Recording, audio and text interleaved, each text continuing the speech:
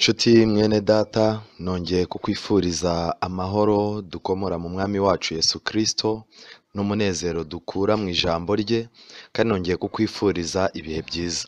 Reka dushime Imana yagiye ibana natwe mu ntangiriro zo kwiga ijambo ry'Imana.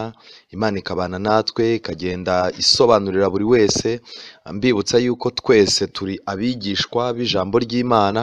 Umwigisha wacu n'umwe ni Yesu Kristo. Uyu munsi rero dukomeje kwiga n'ubundi no kwigishwa ijambo rye nawe ku giti cye. Icyakora abana b'abantu natwe tuba tugomba kuganira tugafashanya. Reka rero nshimire cyane aya mahirwe adasanzwe Imana yongeye kuduha. Uyu ni wa mwanya mwiza twiga ijambo ry'Imana, aho turimo kwiga igitabo cy'Umugenzi ndetse tukifashisha ibitabo by'umwuka w'ubuhanuzi kugira ngo tumenye imigambi y'Imana kuri twebwe abariho muri iyi minsi isoza amateka y'isi. Rero tugeze ku cyigisho cya 15, cyigisho gifite titre ivuga ngo Magambo. Turareba umugabane wa mbere ubanza, tuzareba n'umugabane wa kabiri. Reka dusenge. Witeka Mana nziza, izina ryawe rihabwe icyubahiro. Wowe ufite ubushobozi bwo kuba abari baragiye kure wabagarura, wowe ufite ubushobozi bwo kumurikira abagenda mu mwijima bikababera nk'umucyo w'itangaza, wowe ushobora gufasha abaremerewe n'intimba ukababera ubaruhura, wowe ushobora gutuma abaguhungiyeho bose babona umudendezo n'uburuhukiro n'ubuhungiro. Ni we twongeye gushimira ko wabanye natwe, kandi twongera kugusaba ngo uyu munsi ukomeze ubane natwe. Reka ijambo ryawe riduhumura amaso, rikangure imitima yacu kandi rikangure imitekerereze yacu, kugira ngo amarangamutima yigizweyo ahubwo twongerere kwizera. Reka rero muri uyu mwanya tujye kwiga ijambo ryawe, imbaraga zawe, imbaraga z'ijambo ryawe, imbaraga ya Mwuka Wera bibane natwe kugira ngo tugire aho dukurwa n'iri jambo tugiye kwiga, rigere naho ritugeza mu by'uru rugendo. Tubisabye mu izina rya Yesu, amen. Nk'uko nabikubwiye, iki ni igice cya 15, igitabo cy'Umugenzi. Ni kuri paje 75, aho umukristo na mwizerwa bari barimo kugenda bahura n'umuntu witwa Magambo. Uyu Magambo bari bageze ahantu inzira isa naho ijya kuba nini ho gato. Noneho ngo Magambo yagendaga asa n'uwegereye hepfo yabo gatoya. Noneho rero barangije bagiye kubona, babona umugabo mwiza, muremure w'igikundiro, agituruka kure rwose. Babonye ari umugabo mwiza cyane, ariko ngo uko yagendaga abegera igikundiro cye kikagenda kigabanuka. Ibi bisobanuye iki? Ni gute umuntu wamubona ari kure ukabona ni mwiza, ariko uko agenda kwegera ukabona ubwiza bwe buragenda bushira? Ibi bifitanye isano cyane n'icyigisho tugiye kwiga uyu mwanya. Bishobora kuba mu buzima bwanjye cyangwa mu buzima bwawe byaragiye bitubaho mu bihe runaka. Iri ni isomo rikomeye dukeneye kumenya. Ni ikihe kintu cyatuma umuntu umureba ari kure ukabona afite igikundiro, ariko yakwegera ukabona cya gikundiro kirimo kiragenda kigabanuka? Aha mukristo na mwizerwa rero, mukristo yirinze kugira icyo avuga kuko mukristo yarazi amateka ya Magambo, ariko mwizerwa we ntabwo yarazi Magambo uko ateye. Noneho rero mukristo yaracecetse kugira ngo ibindi bibazo Magambo abibazwe na mwizerwa. Noneho barangije, mwizerwa yaragiye aramwegera, aramubaza ati se urajya mu ijuru? Magambo arangije rwose aravuga ati ndajya mu ijuru nanjye. Mwizerwa aramubwira ati rero tugende, reka tujyane, tugize amahirwe yo kukubona, kandi tugende tuganira ibintu bitugirira umumaro.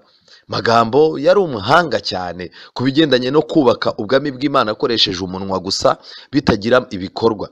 Magambo arangije ati rero ndishimye cyane, nishimiye n'abantu bakunda kuganira ibyiza. N'abantu bake bashaka kuganira ibyiza ku rugendo, mbabazwa n'abahora baganira ibitagira umumaro. Aha arimo arumvikanisha iki? Arimo arumvikanisha ibigendanye n'abantu bagenda mu nzira, ibyo abantu bagenda baganira. Urumva ko Magambo rwose aha ni umugabo mwiza cyane. Mwizerwa arangije ate se hari undi mumaro w'ururimi n'akanwa utari uwo kuvuga iby'Imana yo mu ijuru? Mwizerwa aravuze ati ubundi umuntu wamenye Imana nta kindi kintu yakagombye kumaramo umwanya. Ntiyakagombye kuboneka mu misingo, ntiyakagombye kuboneka mu bipindi no mu biganiro byo gusamara. Aho ari hose, yaba ari mu bantu batazi Imana y'Imana cyangwa abayizi yakagombye kuba mu kanwa ke yasohokamo amagambo y'ubwenge ashima avuga iby'Imana yo mu ijuru. Magambo arangije aramubwira ati ibyo uvuze ndabikunze cyane kuko nanjye bingirira umumaro. Nta handi umuntu yakura ibintu bifite akamaro nk'iby'ibitangaza, ibyabaye, ibyahishuwe n'imirimo itangaje. Nta handi wabikura atari mu magambo y'Imana. Rero kuyaganira mu magambo nawe ati kubiganira rwose ni ibintu byiza. Mwizerwa ati ni byiza, ariko icyo dukwiriye gushaka ni ukubona akamaro mu byo tuganira ibyo ngibyo.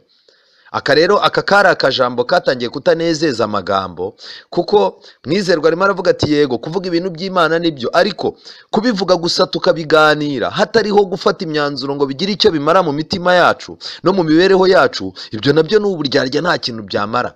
Magambo arangije ati ariko rero nibyo mvuga, umuntu ashobora kungukira mu kuganira iby'ijuru, ubivuga nawe bishobora kumugirira umumaro, yaba ubivuga yaba ubibwirwa ashobora kugira akamaro cyane.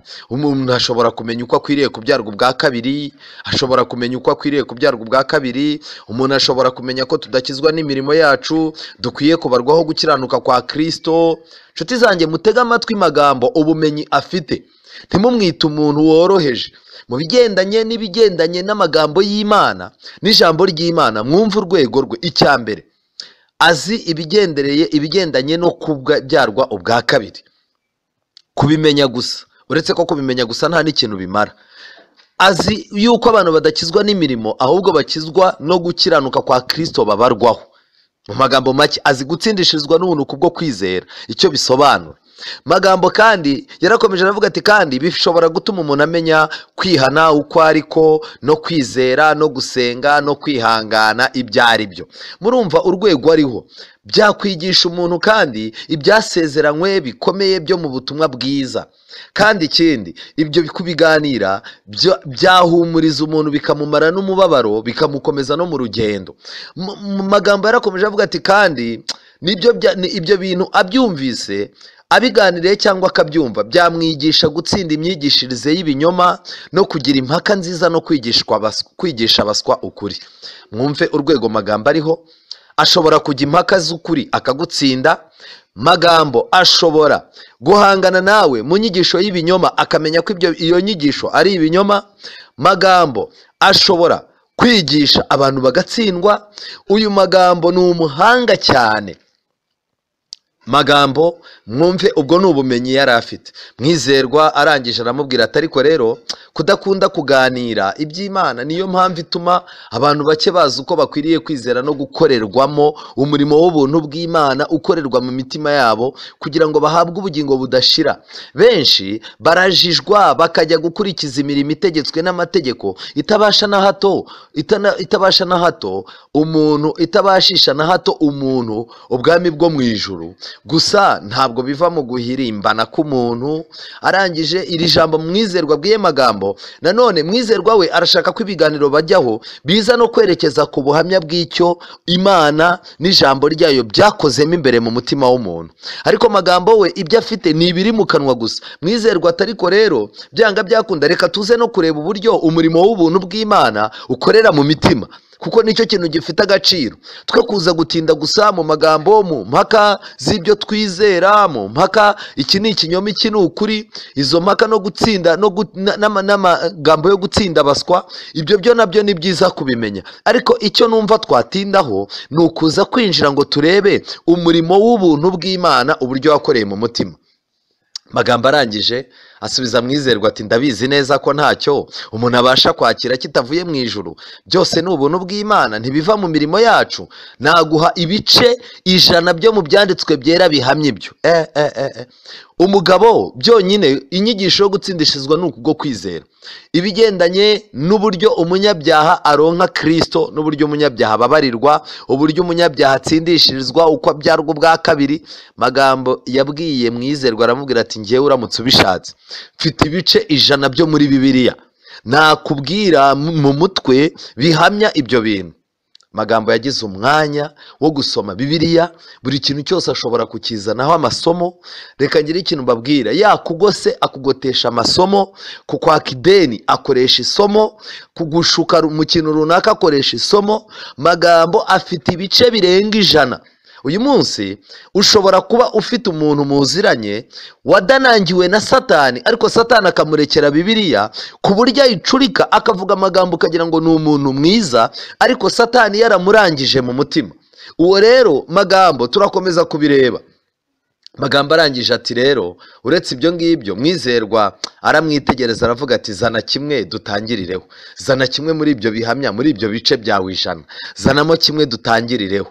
Magambo rero arangije abaza Mwizerwa ati rero wowe uratoranya ibyo tuganira, ni wowe uzi ibyo ukeneye, kuko njyewe muri nge nifitemo ibintu byinshi. Urashaka ko tuganira ibyo mu ijuru cyangwa ibyo mu isi? Urashaka ko tuganira iby'Imana cyangwa iby'abantu? Urashaka ko tuganira ibyabaye cyangwa ibizaba? Mumve urwego Magambo ariho, azi n'ubuhanuzi, azi n'ibizaba. Ibyabaye abifiteho amakuru, n'ibizaba nabyo abifiteho amakuru. Magambo arangije ati se urashaka ko tuganira iby'iwacu cyangwa ibyo mu mahanga? Urashaka ko tuganira iby'iteka cyangwa urashaka ko tuganira ibintu bifite akamaro gakeya muri ubu buzima? Icy'ingenzi ni icyo ushaka, icyo uri buhitemo nicyo tuganira. Namwe munyumvire, Amagambo ku bigendanye n'iby'isi ni umuhanga, ku bigendanye na politike, inkuru, udushya twasohotse, ibintu runaka, ibintu bigezweho mu bapagani, ibintu runaka, imihango igezweho mibi, ibintu runaka, ibirori by'abapagani, imyenda bambara, amazina yayo, uko abantu babayeho, ubucakura, ubutiriganya butuma abantu babaho mu migi, ubwesikoro, ubutubuzi. Nubishaka ibyo ngibyo, Magambo ni umuhanga. Mu magambo make, Magambo acanye ku maso. Ariko nanone ikindi kintu gitangaje, nanone nushaka ibyo mu ijuru, nanone ntago ari bwemere kuvuga. Afite ibintu byinshi cyane azi, ni umuhanga mu bigendanye no kubomborekanya umunwa. Nushaka ibintu by'Imana arabizi, nushaka ibyo mu bantu arabizi. Urashaka ibyabaye kera, ni umuhanga cyane, yabikubwira, yaba mu mateka y'isi yaba mu mateka y'iby'Imana. Yakubwira amateka yahise, yakubwira intambara z'isi, yakubwira ibyagiye biba, intambara zo muri Vietnam cyo zari zigendereye, yakubwira ibintu abanyamerika uko batangiye n'ibiki. Uramutse kandi ugiye muri Bibiliya ku byabaye, afite amakuru ya Bibiliya, yakubwira ibyaba Yosuwa, ibyaba Samusoni n'abandi. Ariko nshuti zanjye, uramutse umuzanye no kubizaba, uretse n'amakuru yo mu byanditswe byera, Magambo ni umuhanga ku buhanuzi. Yaba ubuhanuzi bwo mu by'Imana arabuzi, n'ubuhanuzi bw'abapagani nabwo arabuzi. Murabizi abapagani nabo bafite ubuhanuzi bugenda bubereka ngo mu mwaka uyu n'uyu hazaba ibi, mu mwaka uyu n'uyu hazaba ibi. Ubuhanuzi bwabo bakoresha inyenyeri n'izuba n'amakarita n'imitwe y'inyenyeri, uko inyenyeri mu kirere zimeze, bagatanga uburyo isi izagenda. Yego, ibyo rero ni ibintu azi neza. Azi kuganira ibintu bifite akamaro, ukamukuramo ibitekerezo byiza byubaka, n'ibintu bigira umumaro muke, ibintu by'akamaro gake, rimwe na rimwe bidafite n'agaciro, nabyo muganiriye nabyo abiziho neza. Rero nshuti zanjye, nagira mbabwire ngo ubu byanga byakunda, hano hari ikintu gikomeye. Mwizerwa arangije atumva rero turahiriwe, yegera mu Kristo. Akurikije ibyo yaganiriye, yumvise background cyangwa se yumvishe amateka n'ubushobozi bwa Magambo. Mwizerwa yaragiye yegera mu Kristo, aramubwira ati tugize amahirwe yo kubona umuntu w'ingenzi, nidukomeza kugendana nawe azahinduka umugenzi mwiza pe. Mu magambo make, Mwizerwa we nta bintu byinshi cyane yarazi, ariko mu Kristo we yarazi ibintu byinshi cyane akurikije experience yaho yaciye. Ubwo rero Mwizerwa aravuga ati reka tumwakire. Mu Kristo arangije aramureba araseka. Murebye asetse, Mwizerwa ati bimeze bite? Mu Kristo atumva rero uriya muntu yabeshya abantu 20 batamuzi. Mu Kristo arangije arakomeza aravuga ati ariko uko muzi njyewe biruta uko yiyize. N'uwiwacu uriya mugabo yitwa Magambo, ni mwene vuga neza, umurenge w'iwabo witwa Ibuvuga bupfu. Buriya umureba ni umunyamumaro muke. Mu magambo make, iyo bavuze ngo umuntu ngo ni umunyamumaro muke, baba bavuze yuko nta kamaro rwose. Nshuti zanjye, hari abantu benshi bavuga neza, ariko muri bo mu byo bavuga bihishemo ubupfu bwinshi. Ugasanga ni ba Magambo, bafite amateka mu bintu byinshi yavuze, uricara ukumva ni umuntu. Ariko mu bigendanye n'iby'agakiza, mu bigendanye no guhinduka, mu bigendanye n'icyamariye Imana ku isi, ugasanga ni umunyamumaro muke. Mu magambo make, nta kamaro. Mu Kristo arangije ahita abwira Mwizerwa ati byanga byakunda wabibonye. ubwiza bwe buboneka iyo ari kure y'iwabo. Iyo ageze bugufi bwaho aba mubi. Mu magambo make, aba mwiza ahantu batamuzi, ahinduka umuntu w'Imana ahantu batamuzi. Ariko iyo ageze aho bamuzi, byanga byakunda amateka arahinduka. Bivuze ngo mu muhanda ni umuntu w'Imana, ku rusengero ni umuntu w'Imana, mu materaniro, mu kujya gusura abantu ni umuntu w'Imana. Ariko uyu mugabo witwa Magambo afite ikibazo. Uyu muntu afite ikibazo gikomeye, kubera yuko byanga byakunda ushatse kumumenya amateka ye, ushatse kumenya ibigendanye n'ubuzima bwe, uko ugenda wegera ubuzima bwe niko urushaho kumenya ko ari mubi. Ibi rero bise bisubiza cya kibazo twahereyeho. Ni gute umuntu waba ureba afite igikundiro ari kure, uko agenda yegera hino cya gikundiro kikagabanuka? Mu magambo make, hari igihe uhura n'umuntu ari inshuro ya mbere, wamwumva muganira, Yesu ashimwe ahimbazwe, Imana iguha umugisha cyane, nawe tuwusangire, akakubwira uburyo agakiza kari muri we, warangiza ukagira ngo rwose ni umuntu ufite ikintu kidasanzwe azi. Ariko nshuti yanjye, uko ugenda umenya aho atuye, umenya abaturanyi be, uganira n'abana be, uganirije umugore we, uganirije bene wabo, uko uganiriza abo basengana, warangiza nawe ugakomeza kugenda umwegera cyane ngo akubere inshuti ya hafi, umenye ubuzima bwe bwisanzuye, umwisanzureho. Icyubahiro n'igikundiro cye bigenda bigabanuka. Nshuti zanjye, abantu benshi buriya tubona yuko ari beza kubera ko duhura ku isabato gusa, cyangwa tugahura ku cyumweru gusa, cyangwa mugahurira ahantu umunsi umwe gutya gusa. Ariko nshuti zanjye, buriya abantu bamenyana ari uko babana. Abantu bamenyana ari uko babana. Iki rero kiratangaje cyane. Kuri paji ya 77 Mukristo noneho yatangiye y'iki gitabo cy'Umugenzi. Mukristo yatangiye kurugira bimwe na bimwe agaragaza kuri Magambo. Hari isomo nkunda cyane riri mu gitabo cya mbere cy'Abakorino, urwa mbere rw'Abakorino igice cya 4 umurongo wa 20. Bibiliya yaravuze ngo ubwami bw'Imana si ubw'amagambo ahubwo ni ubw'imbaraga. Mu magambo make, byanga byakunda hari abantu bafite imbaraga mu kuvuga, hari abantu bafite imbaraga mu gukora, hari n'abantu bahawe imbaraga muri bo ibahindura bakabasha kuvuga no gukora byose icyarimwe. Icyo rero nicyo nakwifuriza yuko utaba umuntu ukora gusa. Hari abantu dufite baba mu nzu y'Imana, agatanga amafaranga, nta mwanya wo guhinduka, nta mwanya wo gusaba Imana ngo igire icyo ikora, nta mwanya wo kuvuga ubutumwa. Yarangiza uyu nguyu we icye kikaba gutanga amafaranga. Nimukeneye amafaranga muzambwire, nicyo nshoboye, nta kindi. Ariko mu by'ukuri ugasanga wa muntu nubwo atanga ya maturo n'icya 10, nawe akeneye kwicara mu materaniro, akeneye kuza mu mibyizi gusenga, akeneye kwicara akiga amigisho, akazinduka ku isabato mu gitondo akaza mu materaniro. Nshuti yanjye, icyo nashaka kubwira ngiki, ntabwo amafaranga y'umuntu amucira inzira mu by'agakiza ngo kuko yabuze umwanya wo guhinduka no kuvuga iby'ubwami bwayo. Gusa nanone hari n'abandi nabo batajya bagira icyo batanga. Barahari batajya bagira icyo batanga, bo bavuga bati twe turavuga gusa. Ugasanga nyine kubera ko azi gukangurira abantu gukora, akaba azi gukangurira abantu kuzinduka, agakangurira abadiyakoni kuzinduka, agakangurira abajiya gukora, baki bose. Ugasanga ibyo bintu yabibyajemo umusaruro gukora ntako, we akumva yuko azi kuvuga ku buryo gukora bidakenewe. Aba bantu bombi rero bafite ikibazo. Ubwami bw'Imana si ubw'amagambo gusa, ariko n'ubwami bw'Imana si ubw'ibikorwa gusa bidafite ikibisunika. Kuko ibyo rero dukeneye imbaraga ya Mwuka Wera yinjira muri twe, kugira ngo Mwuka Wera aduhe imbaraga zo kuvuga, aduhe n'imbaraga zo gukora ibihuza n'ibyo twizera muri twebwemo imbere. Ndetse ndagira mbabwire ngo muri Matayo 23 umurongo wa 3 muze gusoma, Yesu yavuze yuko abafarisayo rwose pe bavugaga ibyo badakora. Buriya ikibazo gikomeye abafarisayo bari bafite cyatumye badahinduka ni ikihe? Yesu yaravuze ngo ibyo bavuga mu byumvire, ariko ntimukurikire umusemburo wabo. Mu magambo make, ibyo bakora ntimubikore, ariko ibyo bavuga mubivuge. Kubera iki? Abafarisayo bari bicaye ku ntebe ya Mose. Mu magambo make, amagambo bavugaga yari amagambo meza afite naho yanditse, yari amagambo meza yanditse mu bitabo by'isezerano rya kera. Guhaguruka bakabyigisha abantu bagataha babyumvishe neza, ni umumaro ukomeye cyane abafarisayo bakoraga. Ariko nshuti zanjye, guhinduka kw'abafarisayo byarananiranye. Ni abantu bake cyane muri ririya tsinda ry'abafarisayo bemeye kumenya Yesu. Umuntu wa mbere ni Pawulo wamenye Yesu, undi muntu wa kabiri wamenye Yesu mu bafarisayo ni Yosefu wa Arimateya, n'undi muntu wa gatatu ni Nikodemu.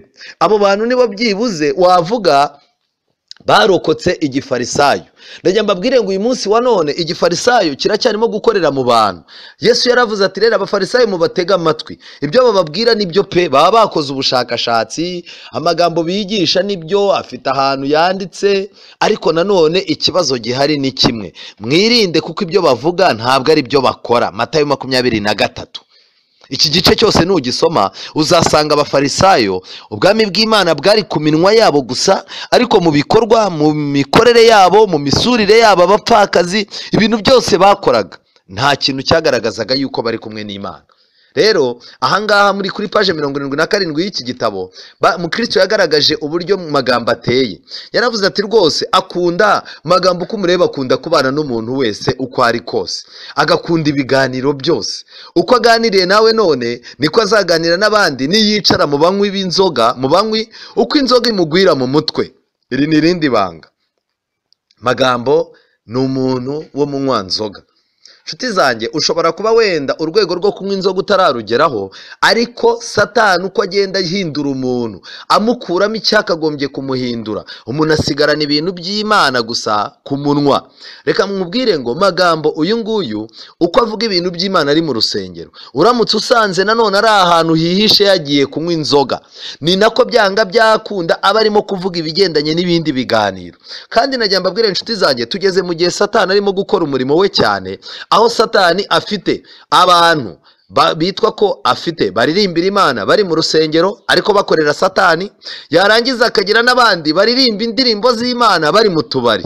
Mwarabibonye, ni umutego wa Satani ukomeye. Ujya kumva umuntu ateye indirimbo y'idini runaka, undi nawe akamucecekesha ati ceceka, iyo yanyirabishye, iyi dini ryanjye niyiryoshye, akaba arayiteye. Mujya mubyumva, mujya muca iruhande rw'utubari mukumva barimo baratera indirimbo z'Imana n'amasomo, kandi ugasanga amasomo uko bayavuga koko bisa naho ariko ameze, ariko nta kintu yabamariye. Dufite n'abandi mu rusengero baririmba, babwiriza, nabo bateye nk'abo ngabo bari mu tubari. Satani yagaruye inyuma, yasubije mu ntege nkeya, nabo banywa inzoga bihishe, nabo bakora ibindi byaha nk'uko n'abariya b'abapagani bandi babikora, ariko ni abarepresenta beza ba Satani mu rusengero. Mu magambo make, nubwo mu rusengero wasenga ukavuga ngo Satani turamwirukanye mu izina rya Yesu, bya bindi abantu bajya bakora ngo barirukana Satani ngo baramuziritse baramusunitse, ndagira mbabwire ngo Satani ushobora kumusohora kuri gahunda, ariko uyoboye gahunda ari we umubitse.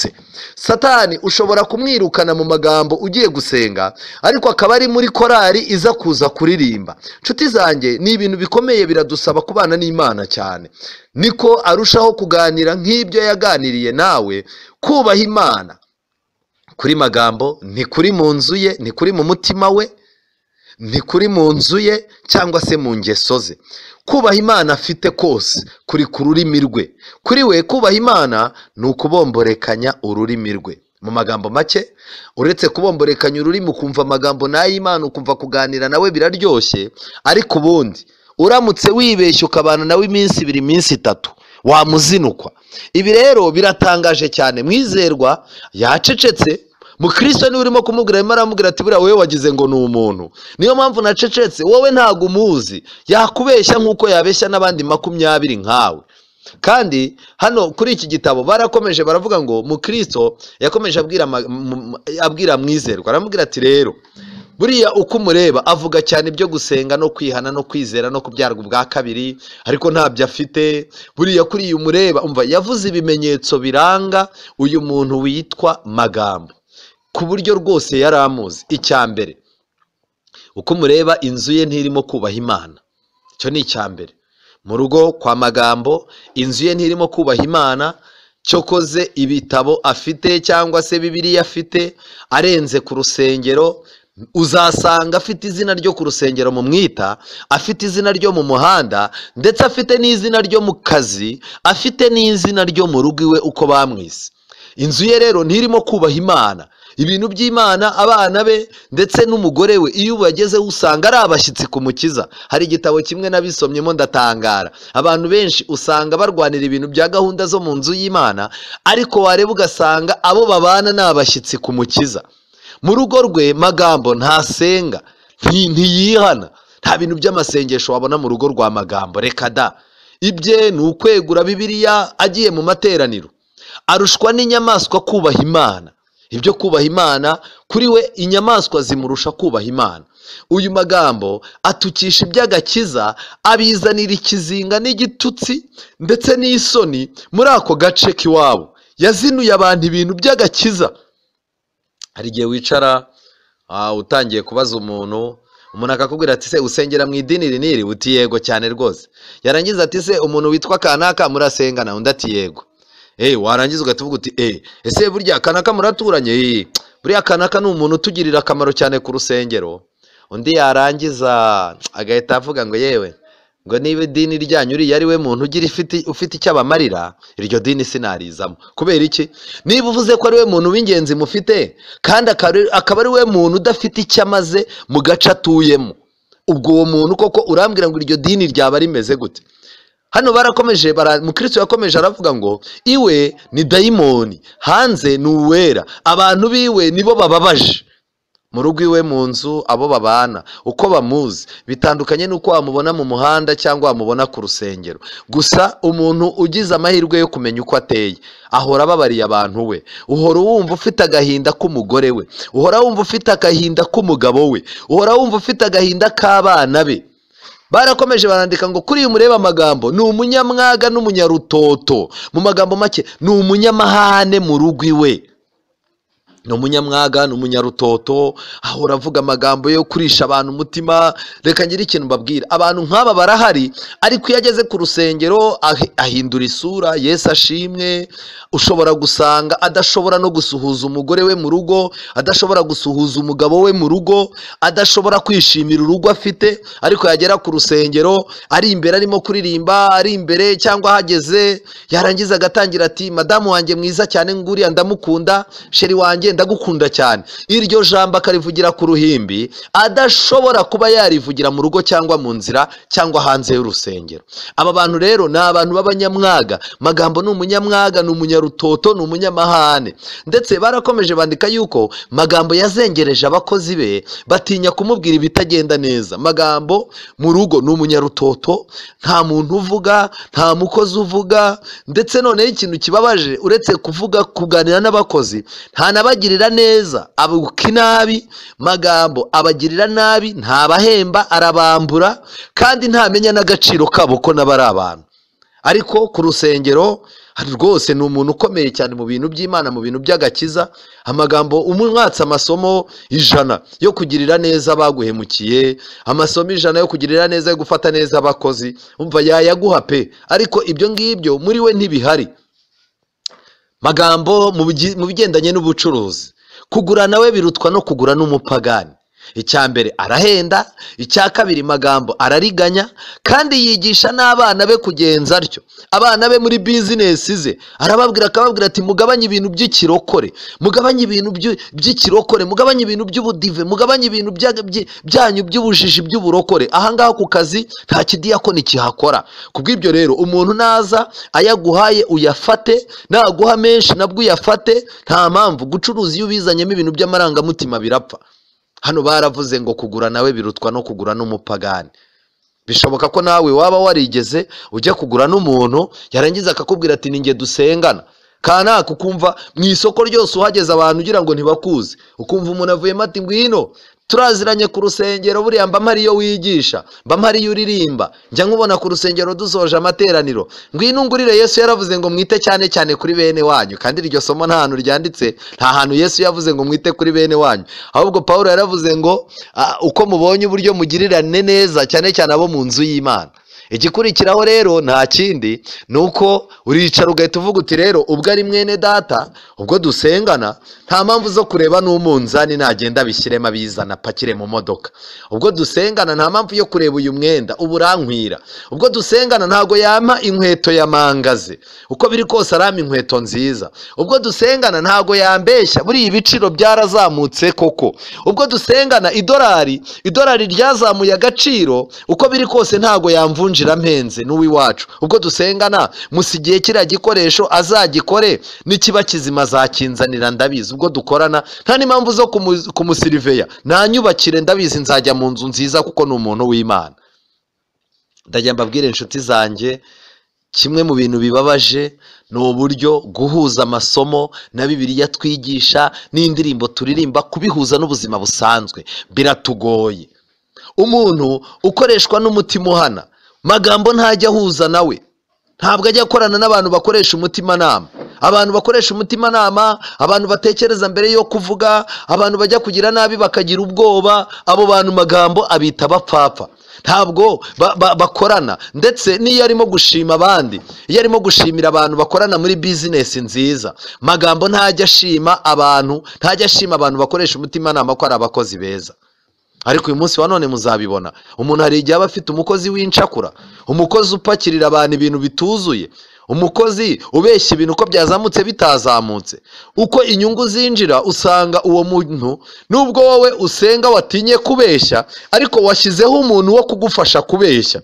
Usanga rero umuntu yishimira uwo mukozi akavuga ati kariya kana kazi ubwenge kazibeshaho, adahari akazi kanjye kahomba. Kubera iki? Wowe kubera ko umutima ugucira urubanza kukubeshya no kwesikoroka no kuba umubeshyi, wagize amahirwe wabonye umuntu uzaza ucishamo ubupagani bwawe. Uyu Magambo yagushije abantu benshi, ndetse mu Kristo yaravuze atumva Magambo yagushije abantu benshi, Imana nitabibuza azagusha n'abandi benshi. Mwizerwa arangije aramwitegereza, aravuga abwira mu Kristo atumva nemeye ibyo uvuze, uko umuzi kuko mbonye yuko bari inkuru nk'uko abantu b'Imana babari inkuru. Reka mbabwire inshuti zanjye, hagomba kubaho itandukaniro mu gihe ndimo kuganiriza umuntu ibyabaye kuri mwene data, mu gihe ndimo kuganiriza umuntu ibyabaye ku mukristo, ibyabaye ku muntu runaka. Abakristo uburyo babara inkuru z'umuntu n'abapagani uko bazibara biratandukanye. Muri Bibiliya haravuga ngo Uwiteka ninde uzatura mu ihema ryawe, nutabeshyeresha abandi ururimi rwe, ntashyushye n'inkuru y'umuturanyi we. Mu magambo make, ngibyo ibintu biranga umukristo. Iyo ugiye kuganira n'umuntu ikintu, Imana yashimye ko mukiganira kugira ngo mugire icyo mumarira uwo muntu, mu mutabare, aho ngaho nibwo gusa inkuru y'uwo muntu yemererwa kuvugwa. Noneho kandi kuyivuga nta gushyiramo umunyu n'ibindi birungo, ahubwo usaba Imana ikagira ikigukorera. Mu Kristo arangije abwira mwizerwa atumva yewe n'abantu bubaha Imana baturanye nawe bagira isoni zo kumwita mwene se. Ntago abantu batinyuka kuvuga ngo uriya muntu turasengana. Ndetse n'inshuti ubwazo ziterwa ipfunwe no kuba ziziranye nawe. Ese inshuti yanjye, umuntu yakwishimira kuvuga yuko musengana? Umuntu yakwishimira gutunga urutoki abonye utambutse, abantu barebye uko wambaye, barebye uko usa, barebye uko wihinduye, abantu bakareba amagambo urimo kuvuga, abantu bakumva ikiganiro wari wateruye muri bisi, abantu bakareba umusingo wari ufite mu kazi n'urwenya, abantu bakareba uburyo ubayeho, byanezeza abantu basenga kuba bavuga bati uriya ni umwizera wacu wo ku rusengero twishimira. Cyangwa abantu bagira ipfunwe. Mwizerwa arangije atumva rero mbonye yuko kuvuga no gukora bitagira aho bihurira. Kuvuga no gukora ni ibintu bibiri binyuranye. Mu Kristo yarakomeje abwira mwizerwa, aramubwira atumva rero ubugingo bwo kubaha Imana ni ugukora ibihura nako, nk'uko Yakobo yabivuze, kubaha Imana kwiza kutandura imbere y'Imana Data wa twese ni ugusura imfubyi n'abapfakazi mu mibabaro yabo no kwirinda kutanduzwa n'iby'isi, nk'uko byanditswe muri Yakobo 1:27. Magambo ntazi ibyo ngibyo. Magambo yibwira ko kumva no kuvuga bihagije kumuhindura umukristo mwiza. Kumva gutega amatwi, ubwo ni ukwicara mu materaniro, yarangiza akavuga, kuvuga cyangwa kubwiriza, kuririmba, gutanga ubuhamya. Ibyo bintu yumva byamuhindura umukristo mwiza. Ku munsi w'imperuka rero, reka tugaruke ku bigendanye n'urubanza. Muri iki gitabo bahise bakomeza barandika ngo ku munsi w'imperuka abantu bazacibwa imanza z'imbuto beze, nk'uko muri Matayo 7:19 handitse. Ntabwo abantu bazabazwa ngo mwarizeraga, ahubwo bazabazwa ngo mwarakoraga cyangwa mwaravugaga gusa. Mu magambo make, nshuti zanjye, iki kintu ni ikintu dukeneye gutekereza. Igitabo cy'Imana kigereranywa n'imperuka y'isi n'isarura, kandi mu isarura ibifite akamaro, umusaruro nibyo baba bashaka, si ibyagumbwa. Ibyagumbwa ni, murabona, imbuto zera nk'amasaka n'ibindi. Ushobora kubona ukabona isaka ryakuze, ariko wajya kubona umusaruro nta masaka yaje, ahubwo hajeho ikindi kintu kitari amasaka, ariko nacyo ukabona rwose kirasa n'ikigenda gikura, ariko kitazabyara amasaka. Ibyo rero ni ibintu biba byapfubye ntibihinduke imbuto. Mu magambo make, icyo kintu ukabona cyakuze kikanazana ibintu cyeze, ariko ibyo bintu bikaba bitavamo umusaruro. Ibyo rero mu magambo, mu Kristo amagambo yatura nta mumaro na gato ashobora kugira, kuko ku musozo Imana izareba imbuto zavuye mu mibereho yacu, ntabwo izabara amagambo twavuze, kuko hari abantu bavuze amagambo menshi y'Imana ku buryo ari amagambo yavuzwe n'amagambo yanditswe mu bitabo. Ayo ngayo Imana yagendeyeho, hari abantu mwazasanga binjiye mu ijuru, ariko uyu munsi wa none, nshuti zanjye, Imana si icyo yubakiraho ubwami bwayo. Mwizerwa arangije ahita abwira mukristo ati uzi ko umfashije gukurikira neza. Nibutse ibintu Mose yanditse. Mose hari amagambo yanditse y'ibigendanye n'inyamaswa izira n'inyamaswa itazira. Mose yavuze yuko inyamaswa itazira igomba kubirangwa n'ibintu bibiri. Iya nyamaswa itazira igomba kuba igize gute? Yatuye inzara. Kwatura inzara ni nka kuriya amaguru amajanja y'inkoko ameze. Kwatura inzara ni nka kuriya amajanja y'inkoko ameze. Yego. Noneho rero icyo ni icya mbere. Ni ukuvuga ngo igomba kuba yatuye inzara, icyo ni icya mbere, kandi nanone icya kabiri ikaba yuza. Mu magambo make rero, ntabwo igomba kuba yuza gusa cyangwa yatuye inzara gusa. Icyo gihe yaba nubwo yaba yuza ariko ikaba itatuye inzara. Icyo ngicyo ubwacyo ni ikibazo. Iramutse yatuye inzara ariko ikaba ituza, ubwo nabwo ni ikindi kibazo. Mwizerwa yahise afata urugero, aravuga ati uriya mugabo ameze nk'urukwavu. Buriya murabizi urukwavu, ni nayo mpamvu muzabona mu migani y'Abanyarwanda bashakaga kwerekana ubucakura bwinshi. Mu migani twigiragamo muri za primaire, murabyibuka, ubucakura bwinshi babwerekanaga bakavuga kuri Bakame. Noneho ubugoryi no guhubuka no gufata imyanzuro udatekereje bakavuga ko ari impyisi. Rero urukwavu barwifashishaga mu bigendanye n'ubucakura. Mu gihe cya Isiraheli urukwavu nta muntu waruryaga. Urukwavu ntirwakoreshwaga mu nshingano zo mu buturo bwera kubera ububi bwarwo. Ni nako n'uyu munsi wa none bimeze. Abantu b'incakura, abantu b'abanyamagambo, abantu b'indyarya, abo bantu ntago bagomba gukora mu nshingano zera. Niba ibyo bintu biri muri nge cyangwa biri muri wowe, dukeneye gusenga ngo Imana igire ikiduhindura, kuko urukwavu ntago rwagiraga inshingano mu bigendanye n'ubuzima bwa Isiraheli, mu byo kurya, mu bigendanye n'ubworozi, ndetse no mu bigendanye n'ubuzima rusange. Urukwavu no mu bigendanye no gusenga ntago rwakoreshwaga. Kubera iki? Urukwavu ruruza ariko ntago rwatuye inzara, ubwo rero rurazira. Murabisoma mu Balewi w'igice cya 11 umurongo wa mbere kugeza ku wa 8. Mwizerwa yahise asobanura, aravuga ati rero Magambo aruza.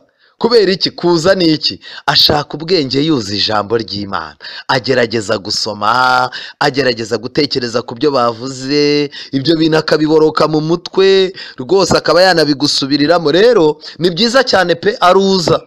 Ariko Magambo ntiyatuye inzara. Kutatura inzara ziba ku maguru cyangwa amaboko. Kutatura inzara mu magambo make bisobanuye iki? Muri iki gitabo cy'Umugenzi baranditse ngo ntatandukana n'inzira y'abapagani, ameze nk'urukwavu kuko afite ijanja nk'iry'imbwa n'impyisi. mu magambo make ni impyisi. Mu buzima bwe, ingendo ze, ibikorwa bye byose biba bimeze byihishe inyuma. Buriya reka ngire ikintu mbabwira, imbwa ikwereka ko igukunda cyane, ariko nagira ngo nkubwire ngo iyo watangiye kubura ibyo uyiha, iyo watangiye kubura ibyo uyigaburira, imbwa irakujijisha ikajya ku muryango w'inzu nijoro ikamoka ikakumvisha ko ihari, warangiza mu kanya gato umaze gusinzira ibizi amasaha usinzirira, icyo ikora ihita ikagenda ikarara ahandi ku zindi ngo, mu gitondo ikazinduka utarakanguka ikaza ikongera ikaryama ku muryango, warangiza wowe ukagira ngo iraho, naho yarambiwe indyo yawe yari yagiye gushaka aho izindi zimerewe neza ziri. Ni nako bimeze, impyisi ni inyamaswa itagaragaza ubugome ako kanya, ariko mu by'ukuri byanga byakunda ibifite ikigendereye kandi kitari cyiza. Hari abantu rero bari mu nzira y'Imana ari nta kindi kintu bashaka uretse kumenyekana, uretse kubaka izina cyangwa izindi nyungu cyangwa se ubundi bupagani runaka bubagendesha mu nzu y'Imana. Ariko najya mbabwira inshuti zanjye, mu magambo make, uyu muntu nubwo yaba yuza iby'Imana mu ndirimbo, mu kubwiriza, mu kuyobora gahunda zo mu rusengero, ariko akaba ataratandukana n'inzira z'abapagani mu mutima we, mu buzima bwe, uyu muntu aba atatuye inzara, ni urukwavu, afite ijanja nk'iry'imbwa ndetse ateye nk'impyisi. Reka rero twihuta ngire amagambo mbabwira mu gitabo cyitwa Uwifuzwa ibihe byose, paje ya 46, ni mu cyigisho cya 8. Icyigisho cya 8 cyitwa kujya mu minsi mikuru ya Pasika. Uwifuzwa ibihe byose ni igitabo gisobanura amateka ya Yesu. Baranditse ngo kutita ku nshingano yabo umunsi umwe byatumye babura umukiza, ariko byabatwaye iminsi 3 bashakana umwete kugira ngo bamubone. Natwe niko bimeze igihe tuvuga amagambo y'amanjwe, ibiganiro bibi, cyangwa tukibagirwa gusenga, tubasha mu munsi umwe gutandukana n'umukiza, kandi bibasha kudutwara iminsi myinshi yuzuye agahinda tumushakashaka kugira ngo twongere kugira amahoro tuba twabuze. Magambo make, nshuti zanjye, ibiganiro byawe, abo mugendana, ibyo uvuga, ibyo ukora, ndetse no kwibagirwa gusenga bishobora kuguhindura amagambo. Yesu yarangiza akagucika. Impamvu ni iyihe? Mariya na Yosefu bagiye mu minsi mikuru, bageze mu minsi mikuru baraganira n'abantu bataherukanaga, bajya mu biganiro. Yesu arabareba, abana ayo magambo atandukanye na gahunda zabazanye. Icyo Yesu yakoze rero, yari umwana muto, yarabacitse ajya kwiganirira n'abatambyi. Bamushatse iminsi 3 yose, iminsi 3 barashyizeho n'abandi bantu. Ku munsi wa gatatu nibwo bamusanze agisha impaka. Arangije avuga ati, mwanshakiraga iki? Muzi ko binkwiriye kuba mu nzu ya data? Nshuti zanjye, kenshi na kenshi iyo ibintu, amagambo atwibagije impamvu zatuzanye mu by'Imana, hari igihe Yesu aducika akigendera, bigasaba ko tumuhiga. Mu gitabo cyitwa Imigani ya Kristo, paje 136, ni icyigisho cya 22. Icyigisho cyitwa Kora ndebe iruta vuga numve. Icyo ni icyigisho aho basobanuraga umugani w'abahungu babiri. Umwe se yabwiye ngo genda, akavuga ati singiye, ariko yisubiramo aragenda. Undi nawe arangije abwira se ati ndagiye rwose pe, ariko ntiyagenda. Yesu asobanura uwo mugani, baranditse kuri uwo mugani bawusobanura, baranditse muri kiriya gitabo paji 136, ni igice cya 22. Baranditse ngo kuba umunyakuri si ukubivuga mu magambo gusa, ahubwo ni ukubigaragaza no mu bikorwa. Ntabwo ari iby'umuntu urusha abandi kuvuga. Kuba umunyakuri ntabwo ari amagambo. Kuba umuntu w'umunyakuri, umukristo w'umunyakuri, ntabwo ari iby'umuntu arusha abandi kuvuga, ahubwo ni ibyo abarusha gukora. Matayo 5:47. Amagambo agira agaciro iyo aherekejwe n'ibikorwa. Icyo nicyo cyigisho twigira ku mugani w'abahungu babiri. Nshuti zanjye, ntabwo ari ibyo umuntu arusha abandi kuvuga, ahubwo ni impinduka idasanzwe yabonetse mu buzima bwanjye nawe, niyo ikwiriye kudutwara. Reka mbabwire ikintu gikomeye. Mu mwanya nahoze ndimo gusoma igitabo cyitwa Inama ku Busonga. Igitabo cyitwa Inama ku Busonga, kuri paje yacyo ya 231. Inama ku Busonga, paje 231, ni icyigisho cya 49 cyitwa gutukisha umurimo w'Imana. Gutukisha umurimo w'Imana. haranditse ngo ntukorane umwete mu kazi kawe, wemerera amasaha, iminsi ndetse n'ibyumweru guhita nta kintu ukoze ngo ukirangize. Mu magambo make, abantu b'Imana bagomba no kuba, kugira ngo badatukisha izina ry'Imana, bagomba kuba bazi gukoresha ubuzima bwabo. Ikibwirizwa cy'ingenzi ushobora kubwiriza abari mu isi gikwiriye kugaragaza ivugurura rimaramaje mu mibereho yawe no gutunga umuryango wawe. Mu magambo make, ikibwirizwa kizemeza abantu. Icya mbere ni ikibwirizwa cyerekana ivugurura rimaramaje ryabaye muri wowe. Icya kabiri, ikibwirizwa nyakuri abantu kizabemeza. Niba ushaka kuba umubwiriza wemeza abantu, niba ushaka kuba umuririmbyi wemeza abantu, iyi niyo nama. Icya mbere, ivugurura ryabereye muri wowe ni ikintu cya mbere. Icya kabiri ni uburyo utunga umuryango wawe. Umuntu mu rugo abiwe inzara irenda kubica, amereye nabi, abantu ni umuntu w'umunyarutoto, mu rugo babuze amahoro, ndetse no kuza ku rusengero baza yabapyinagaje, baza yababwiye nabi ku buryo bagera ku rusengero bababaye. Bagera ku rusengero bagasanga arimo arabwira abantu ngo nibasuhuzanye, harimo kubwira abantu ati ko mbona mwaje mutishimye, habaye iki? Kandi azi icyo asize akoze. Nshuti zanjye rero, ikibwirizwa nyakuri kigomba kuba gifite ibice bibiri niba ushaka kuba umuvugabutumwa mwiza. Igice cya mbere ni uburyo ubanye n'abo mubana, igice cya kabiri ni uburyo impinduka z'ivugurura zigaragara mu buzima bwawe. Barakomeje barandika hano ngo intumwa y'Imana Pawulo iravuga iti, ariko niba umuntu adatunga be, cyane cyane abo mu rugo rwe, aba yihakanye ibyizerwa kandi ababaye mubi hanyuma y'abatizera. Urwandiko rwa mbere rwa Timoteyo igice cya 5:8. Hari abantu dufite mu nsengero bari inyuma y'abapagani ku buryo arutwa n'umuntu utizera, ariko ugasanga niwe ufite mikrofone. Hano barakomeje barandika ngo utukisha umurimo w'Imana igihe uhisemo gutura ahantu utazabona icyo ukora mu gihe runaka, noneho bikaba ngombwa ko ufata imyenda kugira ngo ubone uko utunga umuryango wawe. Iyo myenda wafashe uzi neza ibihe byose siko bigushobokera kuyishyura, nuko ukimukira ahandi hantu. Ibyo ni ukuriganya mugenzi wawe. Ab'isi biteze kubona ubunyangamugayo budakebakeba mu bantu bavuga ko ari abakristo bagendera ku mahame ya Bibiliya. Iyo umuntu umwe yigize ntibindeba ku byerekereye kwishyura imyenda arimo abandi, abantu bacu bose baba bari mu kaga ko kugaragara nk'abantu batari abo kwiringirwa.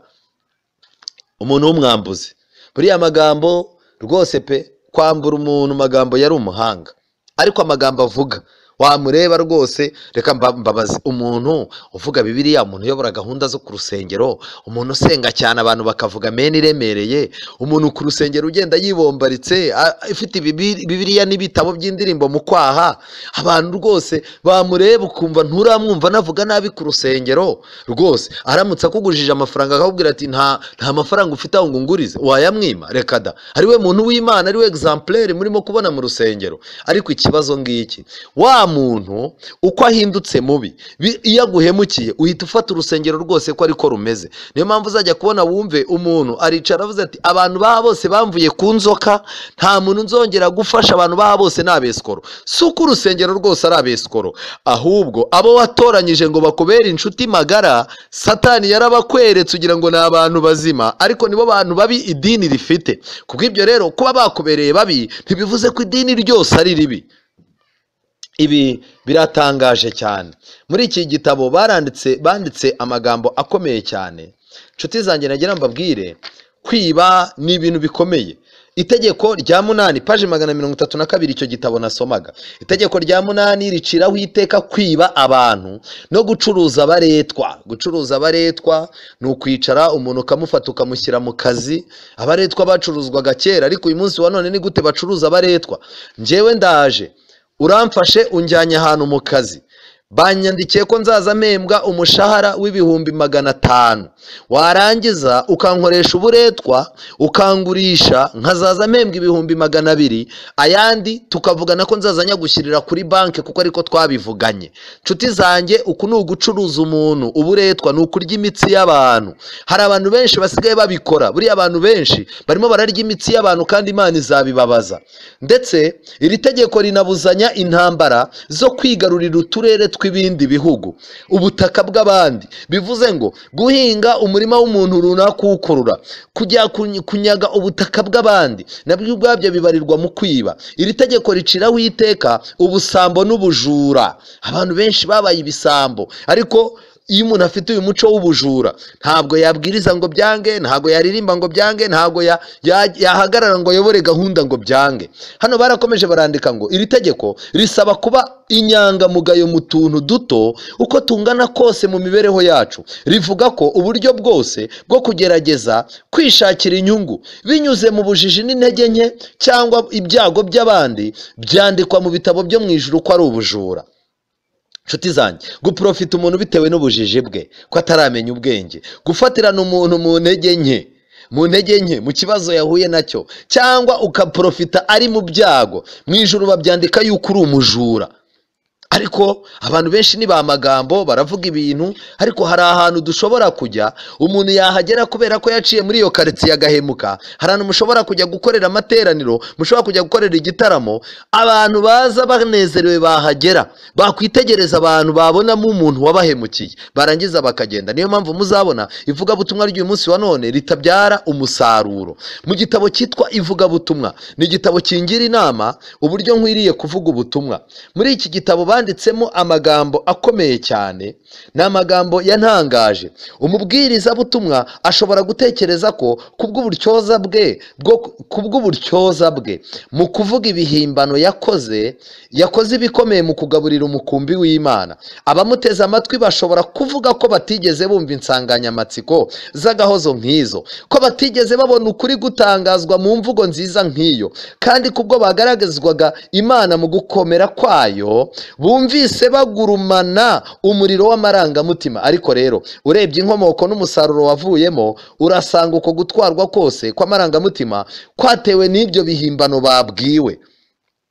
Hari abantu benshi ba magambo bari ku maradiyo, ku mateleviziyo, batangaza ibintu by'Imana. Aba bantu bari mu nsengero barimo barashinga zimwe ndetse bakayigisha no mu zindi, bageze naho bahimba ibintu bitaba muri Bibiliya, ariko ibyo bintu barabyigisha abantu bakaryoherwa, bakitera hejuru, abantu bakavuga bati rwose twatwawe. Ariko ubu dufite abantu benshi ba magambo bashobora gukangura amarangamutima y'abantu, ariko ntibakangura kwizera kw'abantu. Nshuti zanjye, muri iki gitabo baranditse nanone cy'ivugabutumwa kuri paje ya 29, baranditse kuri paje ya 29 nanone baranditse ngo vuba aha Satani agiye kurundanyamo mu nzira. Vuba aha Satani agiye kurundanyamo akaga iburyo n'ibumoso ngo tutabona aho duca.